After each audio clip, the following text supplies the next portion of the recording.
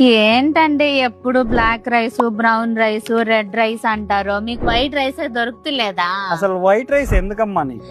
ఎందుకు అంటారేంటి? మా అమ్మగారు, మా నాన్నగారు అందరూ ఇదే తిన్నాము. అసలు రైస్ ఏ కలర్ లో ఉంటుందో తెలుసా నీకు? ఏ కలర్ లో ఉంటదో? వైట్. ఇక్కడే నువ్వు పొరపాటు పడ్డావు. అసలు రైస్ అంటే ఒడ్లని పొట్టు తీయంగా వచ్చేది మాక్సిమం ఈ కలర్ లో ఉంటుంది. ఇది బ్రౌన్ రైస్ అంటారు, ఇది రెడ్ రైస్ అంటారు, ఇది బ్లాక్ రైస్ అంటారు.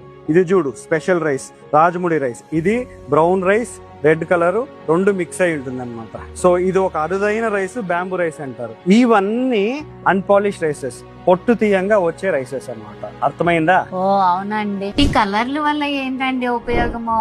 ఈ కలర్లోనే మనకు కావాల్సిన పోషకాలన్నీ ఉంటాయి, లైక్ విటమిన్, ఫైబర్, మినరల్స్. ఇవన్నీ దీన్ని బ్రాన్ లేయర్ అంటారు. ఈ బ్రాన్ లేయర్ ని పాలిష్ చేసేసి మనం బయట మార్కెట్ లో వైట్ రైస్ గా తింటున్నాం ఈ రోజు. అయితే మనం మన డబ్బులన్నీ న్యూట్రిషన్ లేని రైస్ మీద పెట్టేస్తున్నామా?